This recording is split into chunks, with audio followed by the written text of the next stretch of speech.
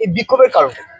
দেখুন দাদা, কয়েকদিন আগে আমাদের মন্ডল প্রেসিডেন্ট গঙ্গাধর কয়ালের নামে যে ফেক ভিডিও করে তৃণমূল সরকাররা সমস্ত জায়গায় মোড়ে মোড়ে ভিডিও চালাচ্ছে বা সিনেমার মাধ্যমে যেটা দেখাচ্ছে, অ্যাকচুয়ালি তৃণমূল কংগ্রেসের চক্রান্ত।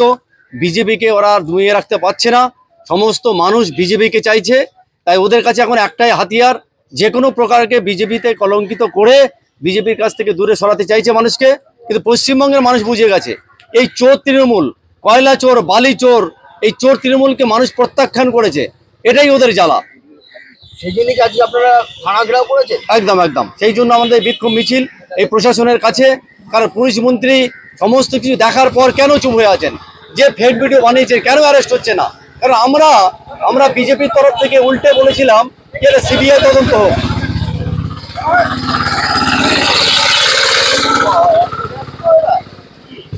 হ্যাঁ হ্যাঁ, আপনার নাম? আমার নাম রতিকান্ত ঢালি, রাজ্য কিষাণ মোর্চার সম্পাদক।